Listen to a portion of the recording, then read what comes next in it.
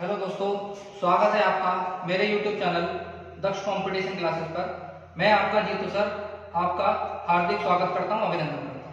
दोस्तों, पिछली बार मैंने जो जीएस में कराया था वो कराया था सिंधु घाटी सभ्यता तथा वैदिक सभ्यता। मैंने आपकी कंप्लीट करा दी थी। हिस्ट्री में आपके लगभग 2 चैप्टर मैंने पूरे कंप्लीट करा दिए थे। उसी क्रम में आगे चलते हैं। आपके स्टैटिक जीके का आज पहला टॉपिक में लेके आया हूं, जिसका नाम है भारत के पड़ोसी देश। इस टॉपिक से लास्ट टाइम भी क्वेश्चन आए थे और हर बार आते हैं। पिछली बार 2 बार पैट में इस वाले टॉपिक से हर बार क्वेश्चन आया है। ऐसा नहीं हुआ है कि इस टॉपिक को छोड़ दिया गया है। तो इसलिए आज मैं भारत के पड़ोसी देश टॉपिक स्टार्ट करने जा रहा हूं। 2 दिन में ये टॉपिक खत्म हो जाएगा। एक आज की वीडियो में और एक कल मैं वीडियो अपलोड करूंगा उसमें। ठीक है, तो शुरुआत करते हैं। भारत के पड़ोसी देश। तो सबसे पहला क्वेश्चन ये बनता है कि भारत के पड़ोसी देश टोटल है कितने। तो आप क्या कहेंगे, भारत के कुल पड़ोसी देश कितने हैं? टोटल मिला के हैं 7 + 2 9। कुल पड़ोसी देश पूछे जाए आपसे तो आपका आंसर होगा 9। ठीक है, उसके बाद पूछा जाएगा स्थलीय कितने हैं, लैंड वाले, जिसकी स्थलीय सीमा साझा होती है। तो आप कहेंगे 7 है। वो 7 कौन से हैं? वो ये है। ट्रिक आती है, शॉर्ट में बोलते हैं BCPN, बचपन में MBA। बचपन में MBA किया को हाइड कर देते हैं तो ये ट्रिक बनती है। बचपन में MBA किया। B से बांग्लादेश, C से चाइना, P से पाकिस्तान, N से नेपाल, M साइलेंट रहता है, M for Myanmar, B for Bhutan और A फॉर अफगानिस्तान। कितने हो गए? 7 हैं। ये आपके स्थलीय वाले हैं। कौन से हैं? स्थलीय। 2 जलीय होते हैं। कौन कौन से 2 जलीय होते हैं आप यहां लिख लीजिएगा। एक होता है श्रीलंका। श्रीलंका भी आपका पड़ोसी देश है भारत का, लेकिन वो जलीय सीमा के अंतर्गत आता है। दूसरा आता है यहीं पर आपका मालदीव। कौन सा? मालदीव। ये दोनों देश जो है आपकी जलीय सीमा में आते हैं और ये जो 7 आते हैं ये स्थलीय सीमा में है। और कुल मिलाकर टोटल पूछे जाएंगे तो 9 आपके पड़ोसी देश माने जाते हैं भारत के। चलिए, यह क्वेश्चन बहुत बार एग्जाम में आया है। भारत की स्थलीय सीमा कुल कितनी है? तो 15,200 किलोमीटर है। कितनी है? 15,200 किलोमीटर। जलीय सीमा पूछे 7,516 किलोमीटर। 7,516 किलोमीटर। ठीक है, इस लाइन को मैं हटा दे रहा हूं ताकि आपको साफ साफ दिख सके। उसके बाद आगे क्वेश्चन आता है, सबसे लंबी स्थलीय सीमा भारत के साथ कौन साझा करता है? यह क्वेश्चन पिछली बार पेट का है। पेट के भारत के साथ सबसे लंबी सीमा साझा कौन करता है? तो ऑप्शन देखिए, बांग्लादेश साझा करता है, चीन साझा करता है, पाकिस्तान साझा करता है या नेपाल साझा करता है। तो आपका आंसर क्या था? बांग्लादेश साझा करता है। कुल कितनी किलोमीटर की दूरी साझा करता है? लगभग 4096 किलोमीटर। तो ये एक्सपेक्टेशन क्वेश्चन है, इस बार का शायद आ जाए। 4096 किलोमीटर भारत और पाकिस्तान, भारत के साथ बांग्लादेश 4096 किलोमीटर की सीमा साझा करता है। ठीक है, सबसे छोटी सीमा साझा कौन सा देश करता है? तो वो अफगानिस्तान है। अफगानिस्तान मतलब कितनी सीमा साझा करता है? मात्र 106 किलोमीटर की सीमा साझा करता है भारत के साथ। ठीक है, ये सब चीज आपने याद कर ली। अब ये हर एक चीज सेपरेट भी पढ़नी है आपको। बांग्लादेश से क्या, चाइना से क्या, पाकिस्तान से क्या, नेपाल से क्या, म्यांमार से क्या क्वेश्चन आ सकते हैं, भूटान से क्या क्वेश्चन आते हैं, अफगानिस्तान से क्या क्वेश्चन आते हैं, श्रीलंका से क्या क्वेश्चन आते हैं, मालदीव के क्या क्वेश्चन पूछे जाएंगे। टोटल मिलाकर 9 है, जिसमें 4 आज हम करेंगे और कोशिश करेंगे कल जो बचे हुए 5 हैं वो आपके पास पूरे पहुंचाए जा सके, ताकि आपका ये टॉपिक 2 दिन में कंप्लीट हो जाए। ठीक है, चलिए शुरुआत करते हैं। उसको शुरुआत करने से पहले छोटा सा मैंने अपनी तरफ से ये बनाया है क्वेश्चन, जरा थोड़ा सा ध्यान रखिएगा अगर ऐसा क्वेश्चन पूछ ले तो। ये लिखा है बांग्लादेश के नीचे लिखा है मैंने BSF। मतलब क्या है इसका? भारत और बांग्लादेश की सीमा पर कौन सी फोर्स काम करती है? तो BSF। चीन के साथ बॉर्डर पे कौन सी है फोर्स? ITBP। पाकिस्तान के साथ सीमा पर कौन है? BSF। नेपाल के साथ सीमा पे साझा कौन करती है? SSB, हमारे भारत रक्षा करती है। म्यांमार पर सीमा पर कौन सी फोर्स है? असम राइफल्स। भूटान में कौन सी फोर्स है? भूटान की सीमा पर, भूटान और भारत की सीमा पर SSB। और अफगानिस्तान और भारत की सीमा पर कौन सी फोर्स तैनात है? तो BSF। ये जरूर याद करिएगा, बड़ा इंपॉर्टेंट है। स्पेशली आईटीबीपी वाला बहुत पूछा जाता है कि भारत और चीन की सीमा पर कौन सी फोर्स तैनात है, तो आईटीबीपी। ठीक है, सभी बच्चों को समझ में आ गया? ठीक है, आगे बढ़ते हैं। पाकिस्तान की पूरी डिटेल आपको पढ़ के जानी है कि पाकिस्तान के साथ कौन कौन से राज्य भारत की सीमा साझा करते हैं, पाकिस्तान की संसद का नाम क्या है, कैपिटल क्या है, पशु क्या है, ये सब चीज आपके एग्जाम में स्टैटिक जीके की इंपॉर्टेंट चीज आती है। पाकिस्तान को पढ़ते हैं। सबसे अच्छा क्वेश्चन जो एक्सपेक्टेशन हर बार रहता है कि पाकिस्तान को नहरों का देश कहते हैं। पाकिस्तान को क्या कहते हैं? नहरों का देश कहते हैं। पाकिस्तान की कैपिटल इस्लामाबाद। पाकिस्तान की कैपिटल इस्लामाबाद। पाकिस्तान की संसद का नाम नेशनल असेंबली। पाकिस्तान की संसद का नाम नेशनल असेंबली। पाकिस्तान का जो प्रमुख पशु है उसका नाम है मार्कोर। क्या नाम है? मार्कोर। कभी मार्कोर ऑप्शन में ना मिले तो मार्कोर एक प्रजाति होती है किसकी? बकरी की, तो थोड़ा सा ध्यान रखना। पाकिस्तान का प्रमुख पशु क्या है? मार्कोर। खेल कौन सा है? पाकिस्तान का प्रमुख खेल हॉकी है। जो भारत का राष्ट्रीय खेल है वही पाकिस्तान का भी राष्ट्रीय खेल है। और आपको पता होना चाहिए हॉकी में कुल कितने खिलाड़ी होते हैं? 11 खिलाड़ी होते हैं, ये आपको पता होना चाहिए। सर्वोच्च चोटी पाकिस्तान की कभी पूछे आपसे तो आपको लगाना होगा तिरी चमीर। क्या नाम है? तिरी चमीर। ये बड़ा इंपॉर्टेंट क्वेश्चन रहता है। आंसू झील कहां पाई जाती है? तो आपका आंसर होगा पाकिस्तान में। आंसू झील कहां पाई जाती है? पाकिस्तान में। और ये बड़ा कॉमन क्वेश्चन है, आप सभी बच्चों को पता होगा कि रेड क्लिफ रेखा भारत और पाकिस्तान को अलग करने का कार्य करती है। भारत और पाकिस्तान के बीच जो विभाजन रेखा है वो रेड क्लिफ के नाम से जानी जाती है। ठीक है, अब आते हैं ये पाकिस्तान के साथ कुल कितने राज्य और केंद्र शासित प्रदेश सीमा साझा होती है भारत के साथ? पाकिस्तान के साथ भारत की तो एक तो पंजाब सीमा साझा करता है, एक राजस्थान की बॉर्डर लगता है, राजस्थान की सीमा लगती है पाकिस्तान के साथ, एक गुजरात की सीमा भी लगती है पाकिस्तान के साथ, एक जम्मू कश्मीर की सीमा भी लगती है पाकिस्तान के साथ और एक लद्दाख की सीमा भी राजस्थान के साथ लगती है। ठीक है, यह LOC ये भी भारत और पाकिस्तान के बीच है, line of control. Line of control इसकी फुल फॉर्म रहती है। बांग्लादेश में आते हैं। बांग्लादेश का पहला क्वेश्चन, बांग्लादेश की कैपिटल का नाम। आपके स्टैटिक जीके में दूसरा टॉपिक यही है, राजधानी, प्रमुख देश, राजधानी व उनकी मुद्राएं। उसमें आपको इसमें भी थोड़ा थोड़ा लेके चलना और एक साथ भी कराऊंगा आपकी राजधानी और मुद्रा एक साथ कराएंगे और कोशिश करेंगे ट्रिक से याद करवाने की और आपको याद हो जाएगा। ठीक है, बांग्लादेश में देखते हैं। बांग्लादेश की कैपिटल ढाका है। बांग्लादेश की मुद्रा टका है, बहुत बार पूछी गई है। बांग्लादेश का प्रमुख खेल पूछा जाए तो कबड्डी बताना है और कबड्डी में खिलाड़ी पूछे तो कितने बताना है? 7 बताना है। कबड्डी में कितने खिलाड़ी होते हैं? 7 खिलाड़ी होते हैं। अब ये 7 खिलाड़ी कैसे याद करेंगे बच्चों? तो ऐसे याद रखना, कबड्डी खेल सबने देखा होगा या खेला होगा। कबड्डी खेलों को तभी जीता जा सकता है जब लोगों का साथ हो, जो टीम के मेंबर होते हैं उनका साथ हो और साथ से ही हमारी ट्रिक के निकलता है 7। इसलिए कबड्डी कभी भी आपसे पूछा जाए कबड्डी में कितने खिलाड़ी होते हैं तो आपको 7 लगाने हैं, मतलब 7 लगाने हैं।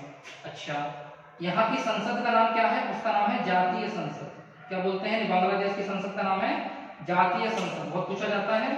बांग्लादेश में बिम्स्टेक का हेडक्वार्टर स्थित है। बिम्स्टेक एक संस्था है जिसका हेडक्वार्टर कहाँ स्थित है? बांग्लादेश में स्थित है।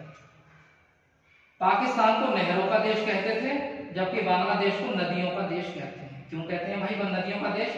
इसलिए कहते हैं क्योंकि गंगा को यहाँ पर पद्मा नाम से जाना जाता है, ब्रह्मपुत्र को बांग्लादेश में जमुना नाम से जाना जाता है और दोनों जहां मिलती हैं उस पॉइंट बिंदु को हम मेघना कहते हैं। क्या कहते हैं?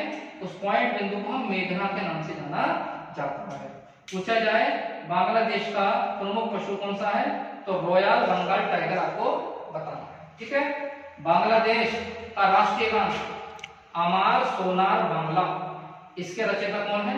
जो भारत के राष्ट्रीय गान के रचयिता हैं जिनका नाम क्या है आप लोग बताइए, कमेंट बॉक्स में कमेंट करते रहिए। राष्ट्रीय गान के रचयिता कौन है? रविंद्रनाथ टैगोर। भारत की राष्ट्रीय गान के रचयिता वही है रविंद्रनाथ टैगोर और बांग्लादेश के राष्ट्रीय गान के रचयिता भी कौन है? रविंद्रनाथ टैगोर। ठीक है, अब आती है बांग्लादेश के साथ कौन कौन से राज्य अपनी सीमा साझा करते हैं। तो एक तो आता है पश्चिम बंगाल। पश्चिम बंगाल की जो सीमा है वो बांग्लादेश से लगती है। एक असम की सीमा बांग्लादेश से लगती है, मेघालय की सीमा बांग्लादेश से लगती है त्रिपुरा की सीमा बांग्लादेश से लगती है और मिजोरम की सीमा भी बांग्लादेश से लगती है। इसमें दो इंपॉर्टेंट मुझे लगते हैं जो आने की संभावना रहेगी, एक तो वेस्ट बंगाल और एक त्रिपुरा। क्यों लगता है इंपॉर्टेंट, उसको सुनिए। वेस्ट बंगाल इसलिए पूछा जाता है क्योंकि बांग्लादेश के साथ सबसे लंबी सीमा साझा करता है कौन, पश्चिम बंगाल अर्थात वेस्ट बंगाल। और त्रिपुरा इसलिए पूछा जाता है क्योंकि त्रिपुरा बांग्लादेश से 3 ओर से घिरा हुआ है, बांग्लादेश से 3 ओर से घिरा हुआ है कौन, त्रिपुरा। याद कैसा रहेगा, ये लिखा है त्रि मतलब होता है 3, मतलब 3 ओर से घिरा हुआ है। इन पांचों में से कौन सा बांग्लादेश से, तो वो त्रिपुरा आपको बताना है, इधर इधर और इधर तरीके से, ठीक है। अब आते हैं चीन पर। चीन के क्या मामले हैं वो सुनिए आप। चीन की कैपिटल आप याद कर लीजिएगा, चीन की कैपिटल है बीजिंग। चीन की मुद्रा पूछे आपको लगानी है या लिखी नहीं है, चीन की मुद्रा मैंने, चीन की मुद्रा होती है रेनमिनबी। क्या होती है, रेनमिनबी। और कभी कभी ये ऑप्शन में ना मिले तो आप युआन भी लगा सकते हो। क्या लगा सकते हो, युआन भी लगा सकते हो। जैसे मैंने यहाँ बांग्लादेश में पाकिस्तान में बताया LOC भारत और पाकिस्तान के साथ होती है, और LAC पूछी जाए आपसे, LAC किसके पीछे, तो आपको भारत और चीन बताना है। समझ गए दोनों बातें, डिफरेंस पड़िएगा। LOC पूछे पाकिस्तान के साथ है और LAC पूछे तो चीन के साथ है। अब आपके माइंड में ये साथ है, अब आपके माइंड में ये हो रहा होगा कि सर ने LOC की फुल फॉर्म तो बताई, लाइन ऑफ कंट्रोल, तो LAC की फुल फॉर्म क्या है। तो बच्चों कोई टेंशन लेने की जरूरत नहीं है। LAC की फुल फॉर्म होती है लाइन ऑफ एक्चुअल कंट्रोल। क्या बोला मैंने, लाइन ऑफ एक्चुअल कंट्रोल। सब ये नोट डाउन करते रहिए अपनी कॉपी में, जो भी कॉपी में अपनी सब चीजें नोट डाउन कर रहे हैं, उसमें ये कुछ एक्स्ट्रा जो क्वेश्चन बता रहा हूँ जो बोर्ड पर नहीं लिखे हुए हैं, वो अपनी कॉपी में फेयर राइटिंग में आप जो है नोट डाउन करते रहें, ताकि पेपर टाइम में आपको जब रिवीजन का थोड़ा बहुत समय मिले तो आप इसको आराम से आप याद कर सकें। अगर आप अभी लिखेंगे नहीं तो फिर भूल जाएंगे कि सर ने एक्स्ट्रा क्या बताया, ठीक है। चलिए अब आती है बात क्या, चीन। चीन का पूछा जाए, राष्ट्रीय खेल पूछा जाए तो टेबल टेनिस है। चीन और भारत के साथ कौन सी रेखा है, मैकमोहन रेखा है। चीन की प्रमुख भाषा पूछे तो मंदारिन है भाषा।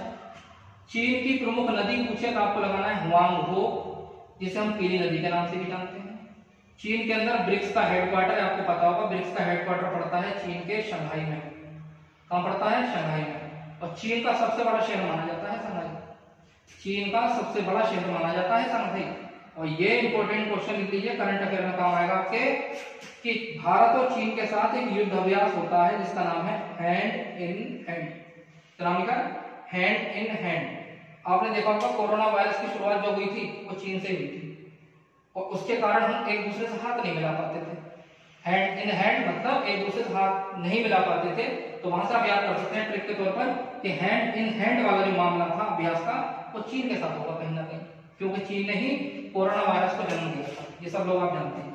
अब आती है बात क्या, कि चीन के साथ कौन कौन से भारतीय राज्य सीमा साझा करते हैं। आप कह दीजिएगा हिमाचल प्रदेश करता है, उत्तराखंड करता है, सिक्किम करता है, अरुणाचल प्रदेश करता है, और एक केंद्र शासित प्रदेश है जिसका नाम है लद्दाख, ये भी सीमा साझा करता है चीन के साथ।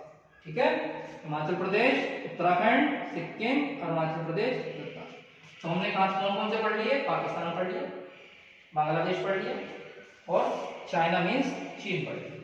अब अगर चौथा देश आता है आपका, क्या आता है चौथा देश, नेपाल। नेपाल के बारे में कुछ एक्स्ट्रा पढ़ लीजिए, ये इंपॉर्टेंट क्वेश्चन मुझे लगता है कि आप हो सकता है आ जाए। नेपाल का प्रमुख पशु क्या लिखा हुआ दिख रहा होगा सभी लोगों को, गाय। कुछ लोगों को लगता होगा ये बहुत छोटा छोटा लिखा है, लेकिन मैं अपने साथ साथ बोर्ड के साथ साथ बोलता भी हूँ, तो आप कोशिश करिए कि जो मैं बोल रहा हूँ उसको सही से सुनिए। तो सुनेंगे तो आपको चीजें दिखेंगी भी, कि जैसे गाय लिखा हुआ मैं बोल रहा हूँ, एक ही चीज को मैं 3 से 4 बार रिपीट करता हूँ, ताकि आपको अगर बोर्ड पर नहीं भी दिख रहा है तो मेरी बातों के द्वारा उस चीज को आप लिख सको अपने नोट्सों के अंदर। ठीक है बच्चों, नेपाल की कैपिटल आप लोग बताइए क्या है, कमेंट बॉक्स में लिखते रहें। नेपाल की कैपिटल होती है काठमांडू। कौन सी होती है, काठमांडू। और काठमांडू में ही अपने सार्क का हेडक्वार्टर है।